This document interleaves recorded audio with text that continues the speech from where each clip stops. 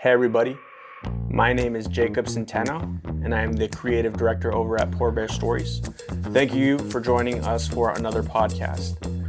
This episode, we are featuring Ryan Williams, founder of Industry Threadworks, former Navy SEAL, and current entrepreneur. So if you find any value in this episode, please go follow Ryan and his work over at Industry Threadworks. He's a great guy. He's got a lot to give. Enjoy the episode.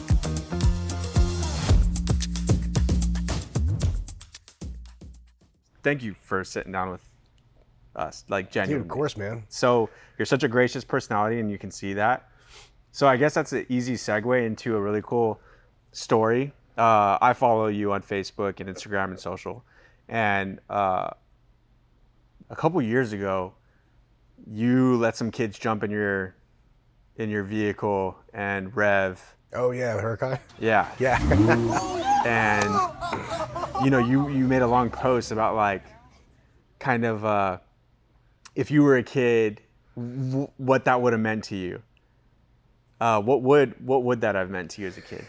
Man, well, it's different. Like, I've always been into cars when I was a kid. I think I have a picture of me somewhere when I was like, must have been 4 or 5 years old, and I'm leaning against the hood of like a 73 Corvette, and it's bright yellow. It's a great shot, but I've always been into cars, but I could never afford them, and I had a Lamborghini on my wall, as most kids, and I was like, dude, one day I'll have one of those. I never really thought I could do it. I never really thought it'd happen. And I built and sold a couple businesses and went through that process of actually getting it and then absorbing it into my life, and there's a whole other part of that. But after a while, it became just like any other car, Humans are really good at just getting used to shit, whether it's really bad stuff or really good stuff. You just get used to it. So true. And so after a while, I would forget how cool the car was, and I didn't want to forget how cool it was because it makes me feel like a kind of an ungrateful douchebag. Yeah. If I'm going to be not grateful for something like that. So when anybody new was introduced to that car and was fresh for them, it made it fresh for me too. So one of the coolest things about that car was actually not the car itself or not even driving it, because you get used to that, but what maintained that sense of like awe and wonder that I first had with it was sharing that experience with other people, and especially kids too, because they're so raw and honest. If they don't like something, they'll tell you straight up. But if they love something, oh man, you could see it on their face. So It's been really cool to be able to share that experience with them, because I never, Lamborghinis are fairly common now, but when I was growing up in like the 80s and 90s, they were a lot more rare. So I never got to see one, but it's been cool to be able to share that experience with other people, and hopefully what they take out of that is that, like, you can have anything you want in this world, even some things that are unattainable. You just have to do the work in order to be able to achieve it. Do you have like images in your head or of like being a young kid? What supercar? I mean, the Corvette had some significance, but like, did you have any images in your head of like, oh man? Yeah, it was always a Lambo. Because Ferraris are cool, but they're so classy. And Lamborghinis have always been more visceral, and a little more edgy, and a lot of contrast. Like, very few people are ambivalent about a Lamborghini. Like, it doesn't belong in the urban environment almost. Yeah, there's a high contrast with most normal settings, like it's not a daily driver car type thing. So that's what I like about it, is that that's always been the thing for me. It was such an outlandish, like, differentiation between a normal car that's why I loved it. Whereas a Ferrari is such a classy mobile, and it's beautiful, and its lines look great, and like it's a little too elegant for you. It's a little too elegant, yeah. Like I liked a little bit of like raunchy, irreverent trashiness to it. Well, not trashy, but like I get brashness is probably a better word for it. Yeah. So you said you started a couple of businesses. That's actually news to me. Okay. Real quick, run me kind of through. Oh yeah. So I think I've started 8 total right now, and I've sold 5 of them. So Forge Clothing was the first company that I started with my buddy Mike Sowers back in 2007, and that was right before I got out of the military. We grew that. It was a lot of fun, learned a ton. And then I sold my half of that to one of our employees 5 years later. So like 2012, I started another apparel line, sold that one. I started a kettlebell company, which we made, we put faces on kettlebells and then sold those. And that was a whole other entrepreneurship journey, which I don't recommend making. If anyone doesn't get an entrepreneurship, Don't make kettlebells. don't make kettlebells. The logistics. Terrible product. But it worked, and I learned a lot from that process. And that was, I sold that one probably 2015, I think. And that was the one that gave me enough money where I could kind of take pause and figure out, like, okay, I'd been out of the military for a couple of years at that point. I was teaching at SQT as a civilian instructor in the SEAL training pipeline. And it gave me enough money where I was like, okay, I can like figure out what I want to do next and, not be so tied into like, oh, I got to pay bills or I got to pay rent this month or whatever. It was the first time in my life I haven't been living like paycheck to paycheck, So I was like, okay, that's exciting and interesting. And then that begat Industry Threadworks, which is basically just producing, like manufacturing apparel for other companies, other brands, which we've already been doing with Forge forever. Because when you're running an apparel company, I don't know if you guys know this, but have you ever had apparel done? Like, it's a freaking disaster 90% of the time. So when we were running an apparel line, people will come to us all the time. They're like, bro, can you produce our shirts? You guys are doing it well. I'm like, yeah, we just did it as a bro deal. And after I sold everything, I was like, well, maybe that's a whole business model in itself. And then I helped a couple of my friends scale their companies to like the mid 7 figures. I was like, okay, this works. And we just been doing that, and then added fulfillment to it, which is a whole separate company now. What is that one? It's called Archive Fulfillment Solutions. Okay. But it's really just the industry is now the production arm of it. So we handle all like the manufacturing and screen printing, and then bring it over to the warehouse section, and that's Archive, where we do all the warehousing, fulfillment, and customer service. All like what most people consider like the boring infrastructure stuff. Right. But I find it fascinating because like I've always been numbers oriented, and it's so cool that like you can create and build these things, like building Tetris. Like you can build these warehouses and these personnel and these systems and processes, and you're putting it all together, and it all has to function properly. And you can't build it too big because then it won't support the weight of this, but you can't build it too small because then it won't support this. There's so much that goes into it, and I just love it. It's fun to be able to like kind of speak this language that most people, in fact, most other brand owners too, like they're more focused on the artistry and the creative side, and they purposely completely ignore the logistics and infrastructure side, which is great because that means we can provide a lot of value, and we get to work with some really cool people, almost like, rock star type personalities sometimes, which is, good and bad, but mostly a lot of fun. Because you bring that talent and experience and hustle to where they are like, this is just, we hate this part. Yeah, well, it's a pain point for them because a lot of times what happens is when you have a business and you're excited about the product and you sell the product, you're like, man, this is great. I'm getting money coming in. Everybody loves it. But now you're like, okay, I have these orders. I have to actually go put the products in the bag, do the boring thing, print it out, put it in, put a label on it, get to the post office, handle customer service, returns and exchanges. That part is not sexy or fun, So most people who love this part of it don't like this part of it. So we just try to help out where we can and kind of build these services and capabilities that most people don't want to do. And honestly, it's fun. I love the math of it because like the creative side is cool, but it sometimes makes no sense and it's very unpredictable.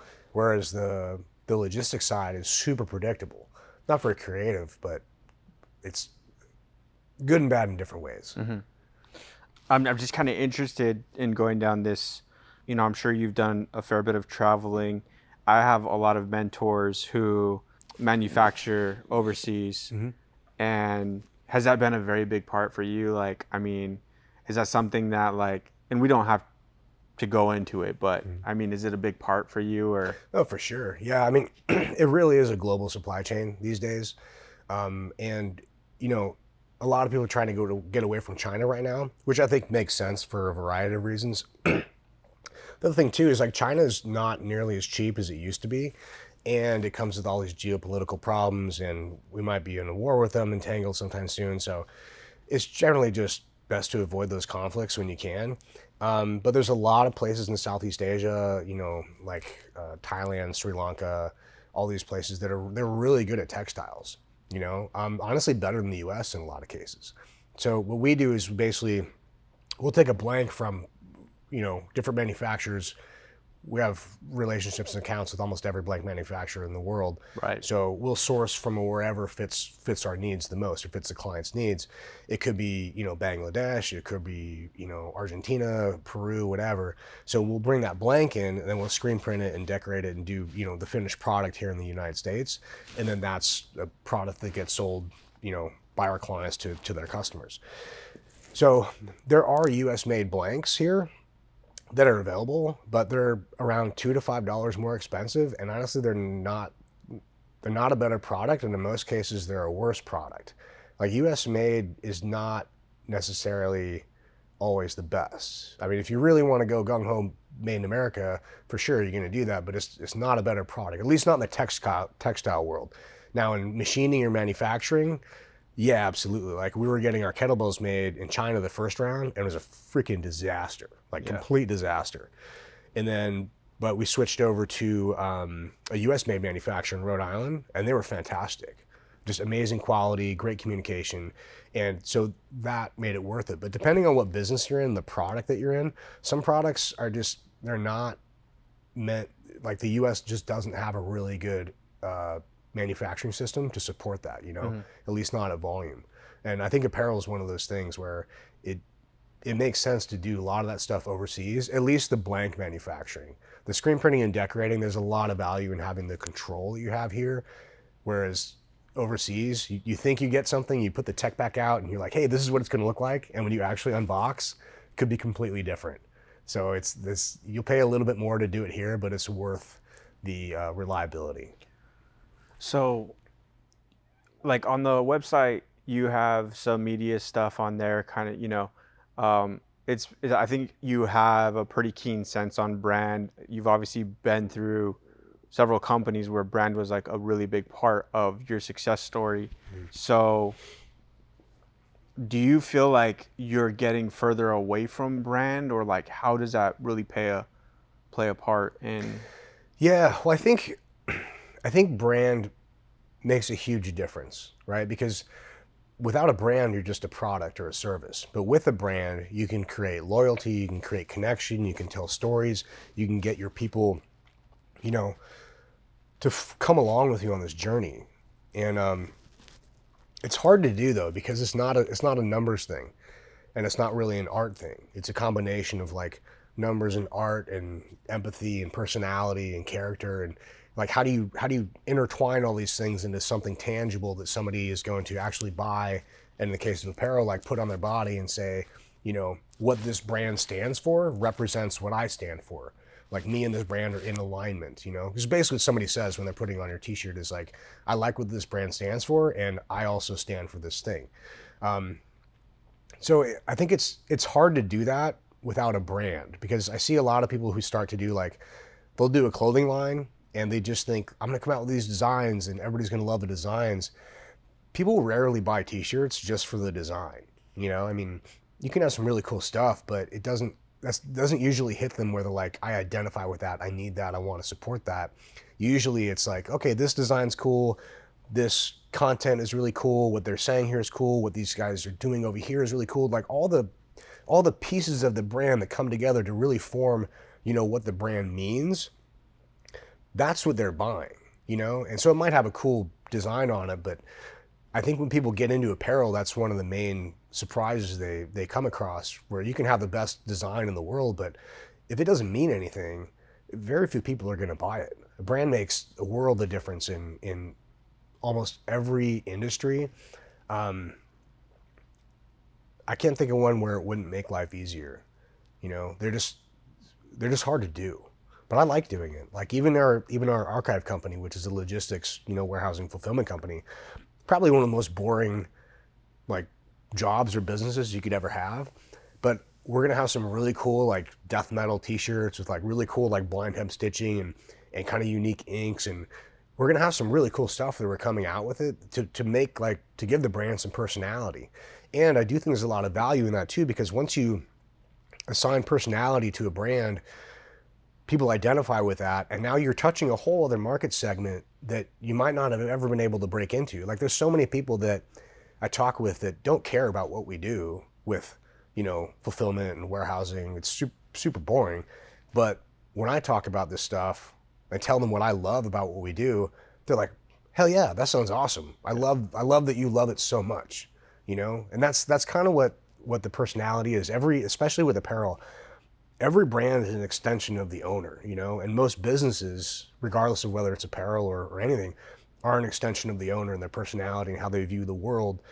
That's also why a lot of people hear a huge, can we curse on this? Yeah. Yeah, a lot of people who are huge pieces of shit, their companies don't last because they end up screwing people over, and you can't get away with it. I mean, yeah, you just can't. Not today. As long as you can. No, it's so easy for people to talk about the truth and spread the truth that if you screw people over, dude, it's gonna come back to bite you super fast. Yeah. And if a brand is an extension of a personality, and a personality screws people over, it's just a matter of time before people are burning your product and posting it on Instagram and be like, screw these guys. Yeah. So it's a fine line to walk, but I love it because you have to be authentic now. You can't fake it. You have to really walk the walk, because if you don't, you're gonna be found out. You can't. Social media is so close to what people's lives are actually doing these days that you can't fake that reality at scale anymore. Yeah. So, which I think is a great thing, because for guys like me that are really doing it, yeah, exactly, it's weeding out the turds, or the paper tigers we call them. Paper tigers, yeah. Nice. I think that's a cool segue. So you've invested in yourself over the years, right? I think you've was it you that kind of did some Ed Milet stuff, or no? Yeah, I did. I've been in the Arete Syndicate, which is Ed and Andy Frisella's group. Right. It's been fantastic. Completely changed my outlook on entrepreneurship, what success is. I mean, it's been amazing. Yeah. Has it been a big growth kind of thing for you, or accountability thing, or what if you could pinpoint it? Well, I'll put it to you this way. When I bought my first Lamborghini, I thought it was really cool. And through that process of meeting other people who had cool cars, I realized how much money other people really have. Mm-hmm. And I was like, oh my God, I have been thinking so small. Sure. I just felt poor again.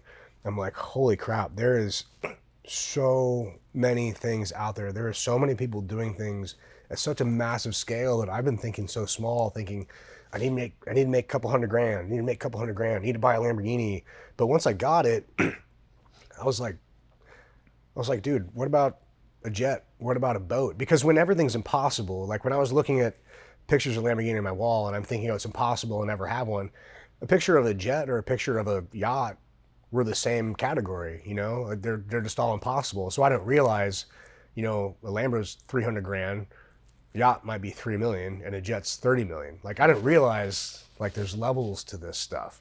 But through meeting other people who are operating at that level, who have yachts and who have jets and who are really doing it, man, it really brought me back down to earth and realized how small I was thinking, and how frankly sometimes embarrassingly arrogant I was in a lot of my early days of doing this. But dude, all in all, it got me thinking a lot bigger, which helped it changed my role and focus in the company. But also it came with drawbacks, because at the time I was like, dude, we're gonna go thinking so big, we're gonna grow, and we did. And we had 3 warehouse spaces and a big HQ space and 24 people on staff. And I almost ran my company in the ground. I almost bankrupted the whole thing because I was just thinking grow at all costs. And then we did. And I look back, I'm like, oh my God, we grew way too fast. We totally outrun our capital, and hired some people I shouldn't have hired, listened to some people I shouldn't have listened to, because I was blinded by the growth. I got to grow. And so now we take a different approach. That was probably 3 years ago. And now less top line revenue now, but more profitability, and man, a lot more fun, dude. I think I have a much more balanced approach to entrepreneurship and how I spend my time and who I spend it with. But yeah, Andy and Ed's Arete Syndic was hugely pivotal in that really opened my eyes up to the possibilities of what's out there. Because we all only understand life at the limits of our own experience, right? And it's only through talking with other people who have done more that you can expand your own limits and see what's possible for you. So it really worked out that way for me. If we look at, like, I think you can have different perspectives, right? Like, is he still made or is he born, right? Same thing with like an entrepreneur, and I think can be both. And I do think genetics do have a play in it. You just do things, you have habits, and with you, are there formative experiences or memories like kind of early on with your family that, like, I'll tell you, for instance, my grandma used to take me to swap meet every other weekend, and we would I would sell marbles for $5, or I would, sell whatever stuff. But like, she taught me how to close deals as a kid and how to negotiate and what happens when people ask for a smaller price from me. Or do you have anything like that as a kid where the logistics or the operations of things caught your attention? Man, I've always been into the artistry side of it, like the design. But to be honest, I'm a terrible salesman. Like, I couldn't sell a life raft to a drowning man, dude. Like, I'm really bad at sales. But the way we've built our business is we built really strong capabilities. And anytime I meet somebody who's like, hey, I'm having trouble with this, I'm like, hey, we have this and it works really well. I think you'd like it. And then we end up working with them. So I'm not really selling them on it. I just built a capability and a really good solution for a problem that a lot of people have. So I don't really need to sell it, but I did that intentionally because I know selling is a weakness of mine. And I think if you can be aware of your strengths and your weaknesses, then that's a power into itself, like self-awareness is a superpower. And people really get into trouble where they're unaware or maybe purposely ignorant sometimes of their pros and cons about themselves, what they're good at, what they're not good at. And one of the things I've always had in my corner is that I've always been very aware of what I'm good at and what I'm not good at. And the things that I'm in business, there's two schools of thought to it. One is you need to be good at everything. And I don't really ascribe to that approach because that's just an impossibility. And it's frankly pretty inefficient because you should double down on what it is that you're really good at and become world-class at it, right? So if you're like 80% good at something, what does your life look like if you're like 90%, 97% really good at this? And say you're really bad, like 10% bad at something like this, right? Now, and you're bad at it because you hate it, you know what I mean? And you just hate doing it. Is it really worth your time and energy and just mental bandwidth to try to get up to 95 on that? No, it's probably not. And the time it's going to take you to do that, you could have had another thing that you're 60% at up to 80 or 90. So I found the best thing is to know what you're good at, build a company around what you're really good at and that you really enjoy and you love, and then find people who are strong where you're weak.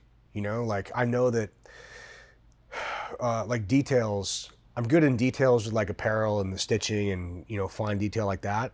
But details of like managing HR and payroll, I'm terrible at. Yeah. If I was in charge of that, I wouldn't have a company. So Disney, my wife, is the CEO, and she was COO for a couple of years, and then I made her CEO because for our team, she's a better CEO than me. She's really good operationally. She's a fantastic operator within our company. So she's strong where I'm weak. It's funny too, that was actually one of our wedding vows, where it's like, she's very self-aware too, but how we come together and how we operate is that she frees me up. She handles so many things that I'm really not good at, and it frees me up to go be world-class at the things that I'm already pretty good at. Mm-hmm. So now the package that we can bring together to the market and to the world is so much stronger because I'm not trying to do these things that I'm mediocre. I'm not trying to get mediocre at it. You know what I mean? I'd rather spend my time being truly world-class at this one thing because she's got this over here. She's world-class at this. So together, the whole package is way more efficient and way stronger than anything that we could do if we're trying to like get better at everything. You shouldn't be a jack of all trades. you know? Because I can relate with my wife being world class in areas that I absolutely am a total loser. Right. and I know kind of some of my strengths. I think along the way there are things that make you competitive in life, and you find out what those are. Has that changed for you from being in the teams to being a business operator? Did you find out when you're in the teams kind of what makes you super competitive, and has it changed as a business owner? Man, to be honest, I'm not really competitive. I've never been really competitive. I guess I was always kind of athletic, but I never put it into sports. I was on the junior varsity badminton team. That's the only sport I played in high school, dude. I didn't even make varsity. So I wasn't into football. I wasn't into any of this stuff. That was just kind of like the way the cards unfolded for me, you know? But once I got it into my head that I wanted to be a SEAL, I was like, okay, what are the requirements of this? A lot of running, a lot of swimming. So I swam a lot and I ran a lot, and I trained to those. And thankfully, I was okay at running, and I was okay at swimming, and had some decent cardio base. It wasn't very strong, but thankfully, like, there's no bench press competition in BUD/S or squat competition, so I was fine. And that helped me a lot. But I was never really competitive with any of the other people. Is mainly most of my life has just been competitive with, I would say, the average version of myself. Like, I don't want to have regrets. I'd rather put out now, give 100% effort into something, than wonder later, put out 90% or 95% and wonder, man, if I just put in that extra 10% or that 5%, could I have had this? I'd rather go balls to the wall and fucking die trying. And then I know that, hey, if I don't make it, it wasn't for me. I know I gave 100%, and I'm not meant to do it. I'm meant to do other stuff. And even when I was going through training, I remember there were dudes coming in, like, the famous saying is, "I'll die before I quit." I remember as an instructor, I used to tell the kids, like, hey guys, there's a lot more helmets under the belt than there are dead bodies. Like, a lot of people say they're going to die before they quit, and it gets cold and it gets miserable, and people end up quitting. So I always knew that there was a point where I would quit. The way I went into training was, I know what I'm willing to give to the program, and I'm just hoping that what the program asks of me is slightly less than what I'm willing to give. And it just turned out that happened to be true. And honestly, BUD/S is a lot of 10% luck. They say it's 90% mental, but honestly, that's just probably 80% mental, 10% physical, and 10% just dumb luck.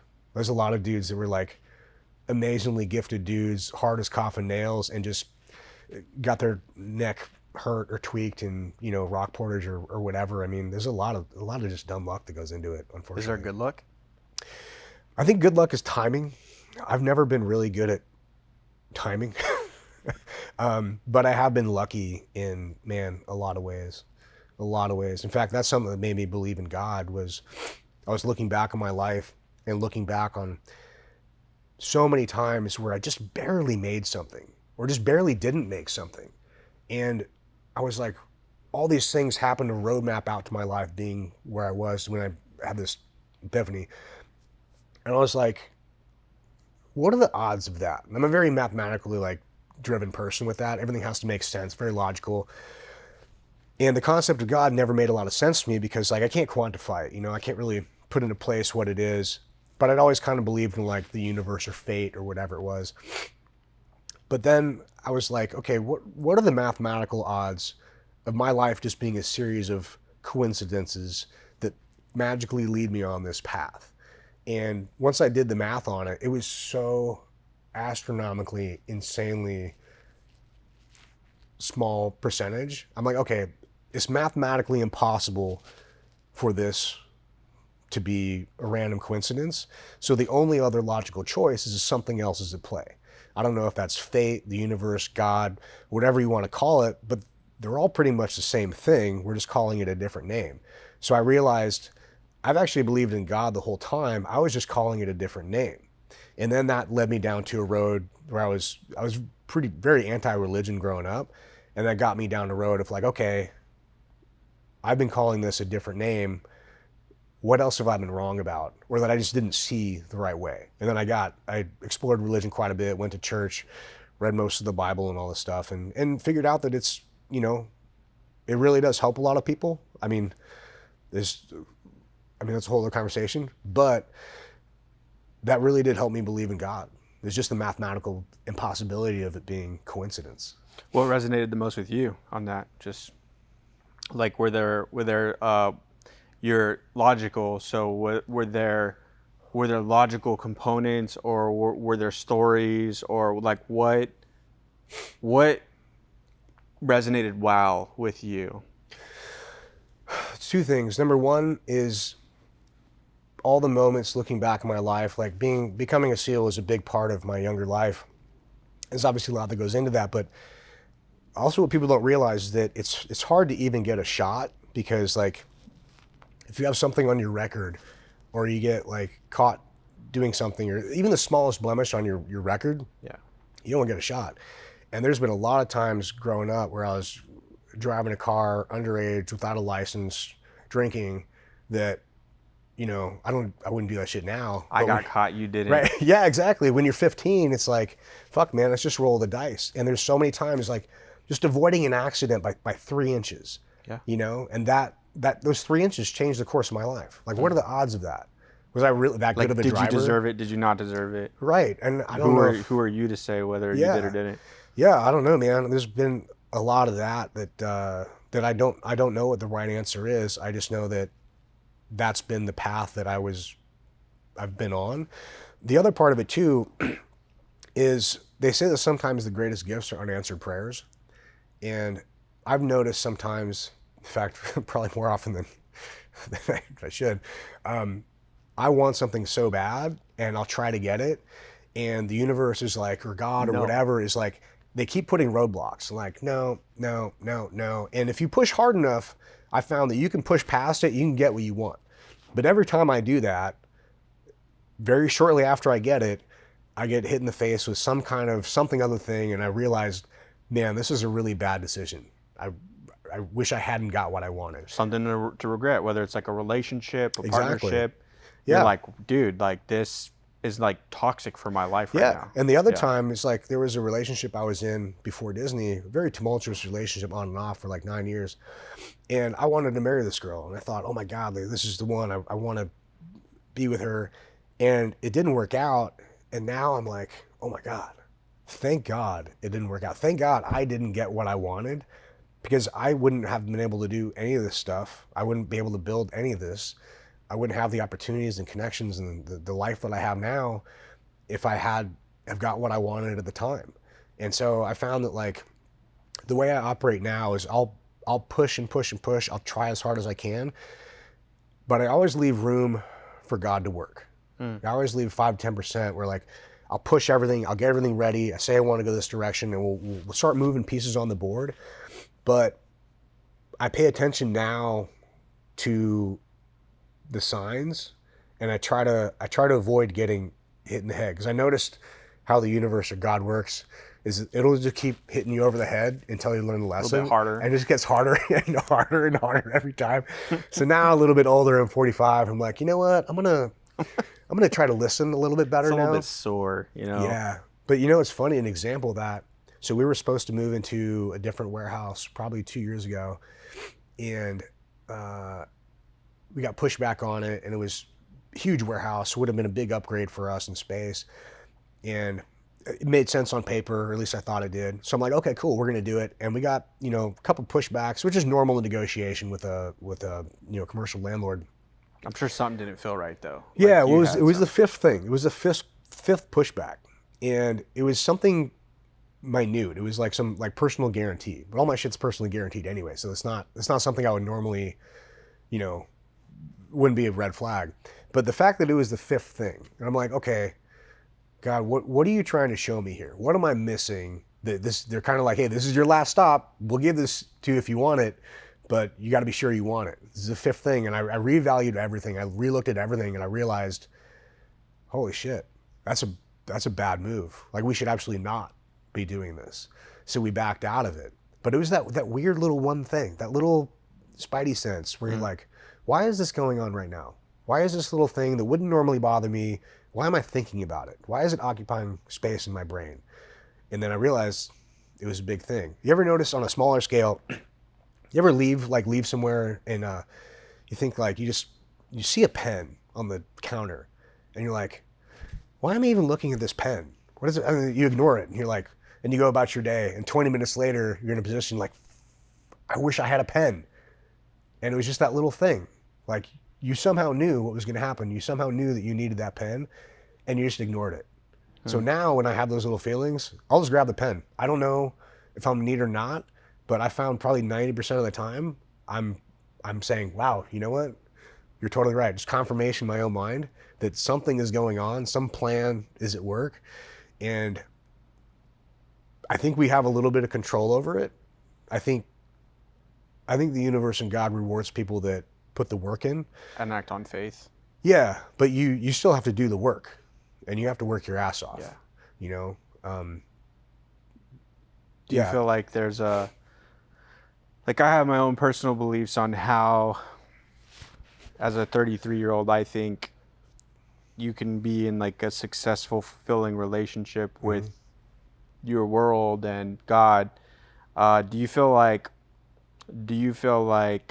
your success and your relationship with your world, that there are things you can do with your beliefs and your faith that exercise and kind of attune that success, and like kind of like you said, you know, it's the fifth ding, or it's the little like spirit or something that's like, hey, pen, grab it, or hey, take the next light, or don't blow this one, right? Just slow down a little bit. Like, kind of listening to those things. Do you feel like you're kind of like just in motion with the spirit, with your spirit, with the spirit, and or like, do you feel like there are things that you can do that help you better be a businessman or a leader? Or I feel like I'm a lot more in tune with it now than I was. I used to fight against it and be like, I'm in control, I'm doing this, I don't care, and I would ignore the little voices because sometimes you have to, just sometimes you don't have a choice in what you got to do.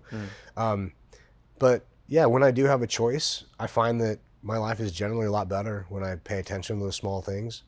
And yeah, honestly, it just comes back to the mathematical equation, because I note every time I do and I don't, and it's an overwhelming majority of the time where I notice, yeah, that made sense. Wow. Down to parking spaces, where I'll be like coming home with the groceries and be like, you know what, there's gonna be a parking space, and as soon as I'll get held up at a light longer than I wanted to be, and instead of being like pissed off about it, I'm like, you know what, I'm gonna arrive exactly the right time. Somebody's pulling out right now. Yeah. Exactly the time I pull up, somebody's pulling out. Just cool with your surroundings. You're just.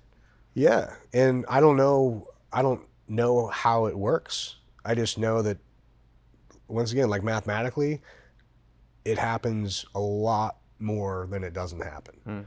So that makes me believe in it even more. But I wish I knew more about how it actually functioned. But I think there's parts of it, like you've heard of the power of positive thinking or intention and prayer.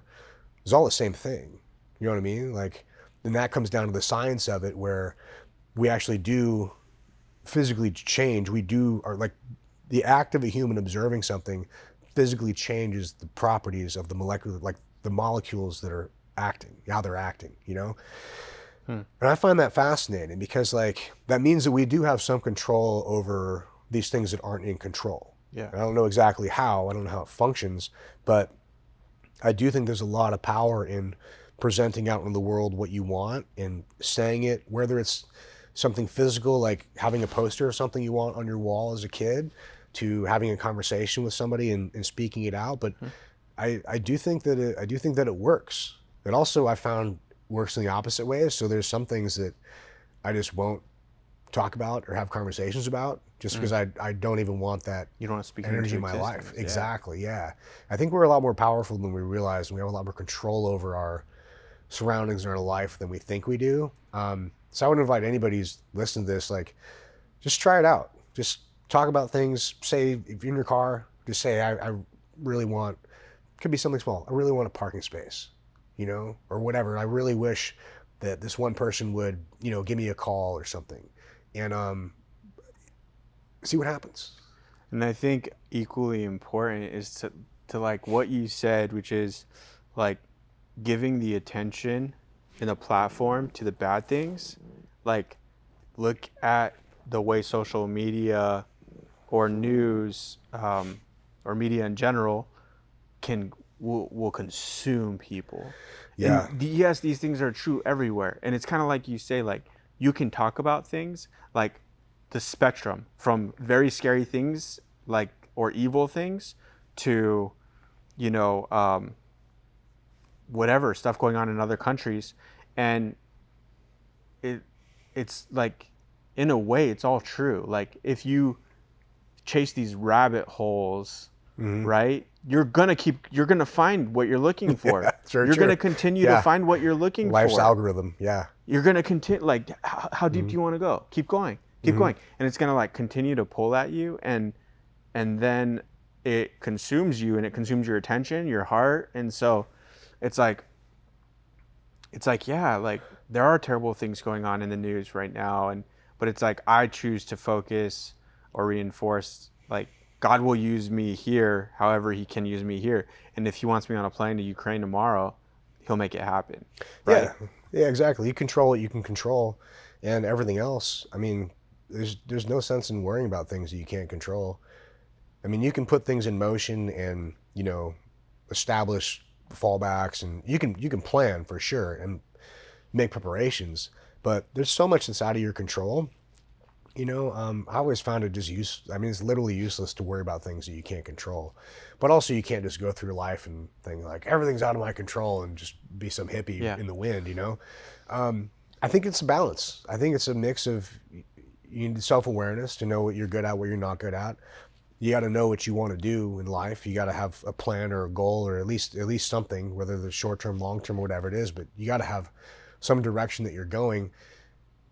And you got to take steps to achieve that. And I think if you do that, the world will align itself with what you want to do. And, you know, I think there's a lot of power in that. And I think so many people go through life just thinking they have no power over these things, when in reality, they just haven't put in the fucking work.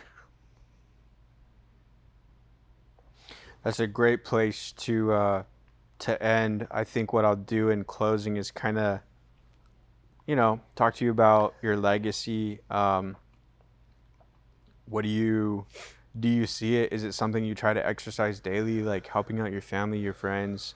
How do you want to be remembered? Man, yeah, legacy is a tough one. It's never something I really thought about until probably recently. Maybe that's part of, you know, being in my 40s now. You start to think about things like that.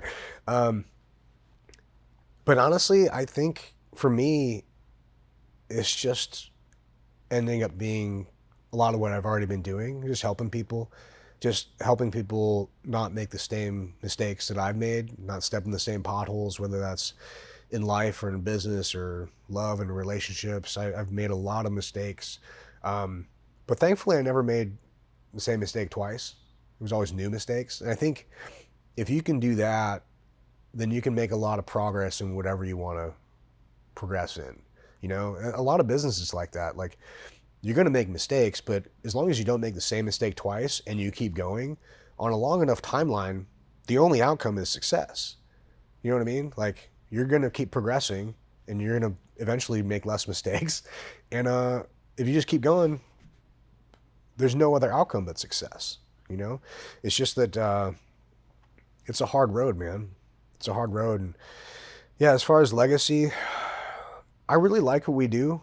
I like helping other people build their stuff. I've never really wanted to be famous or well known, but I would like the right people to know who I am. You know, that's why I like working with clients. And we work with a lot of brands that a lot of people know, but they don't know us.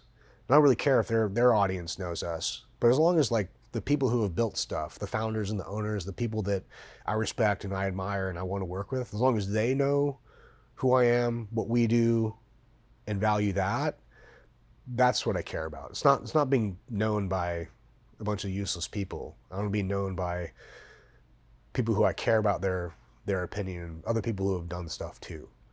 You know, I don't know. The legacy thing is still something that I'm unfolding myself. So I don't have a really good answer for that. I'm still figuring it out. I mean, it kind of sounds like pushing the envelope is important to you. Yeah. Right? Figuring out what that is, Yeah. how far you can take that. And feeling the gratification of people like affirming along the way, like people, like you said, that you respect and admire for the way they live their life or have lived their life or how they responded to circumstances in their life. And it's like that's all you have. Like that's your roadmap, right? Yeah, a lot of it's tied to identity too. Like I know I was never in very good shape when I was growing up. I mean, enough to make it through buds, but that's not like, I mean, it's just cardio. So I was like 185 pounds when I graduated. And then I started getting into lifting but now I'm like 235 and strongest I've ever been at 45. I can still run a 6:30 mile. Wow. And I'm like, dude, this is like, I'm happy with this, you know? But it's because my identity is like, I'm a person who works out. I'm an in shape person relatively.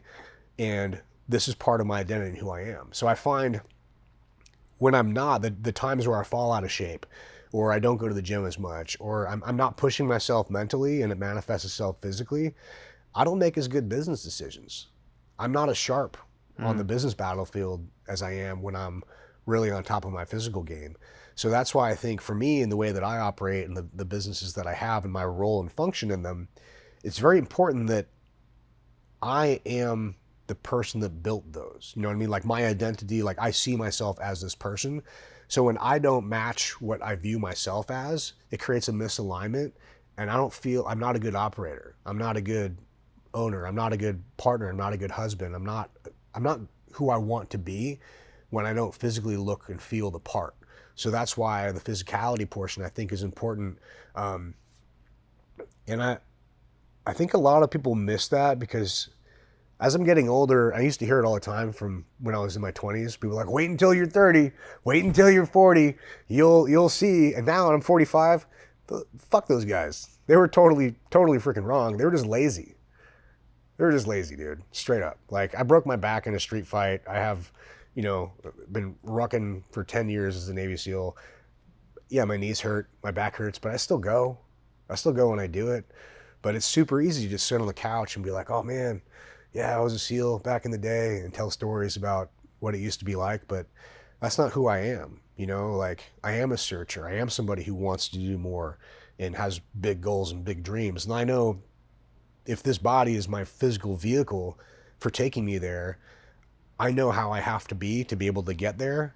And also too, I want to be able to enjoy it when I'm there, you know? I don't want to get to where I want to be at I don't think 60 does, and be all like, you know, lumpy and not happy with myself, you know? Be on a boat in the Caribbean and be like, oh, I don't want to take my shirt off, guys. Balls are shriveled up, you know, like you can't even do anything anymore. Yeah, so I think identity plays a lot into it. I think that's something that everybody should pay more attention to because once you're out of alignment with your identity, whether it's decisions that you make or the way that you look or anything, man, it really has an effect on the way that you operate, whether that's physically operating or mentally operating in a business. I think it's a huge thing that I didn't realize was so important until I started to pay attention to it.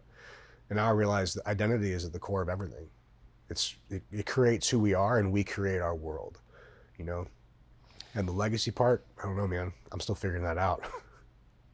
Super inspiring, dude. Thank you so much for taking your time to be with us and share yourself with us and be so open about everything. Where can we find you on social if we want more from you? Where can we follow your journey? Yeah, man, dude, thanks for having me. It's been a cool conversation. Instagram is probably the easiest one. It's just Invictus 5326. Industry Threadworks is the production company, Archives, the fulfillment company. But yeah, most of my main stuff is on Instagram. I'm on Facebook, but I find that platform hard to navigate. Instagram's more fun. I enjoy it. Cool. All right, man. Thank you, brother. Dude, thank you, man. Awesome. Yes, sir.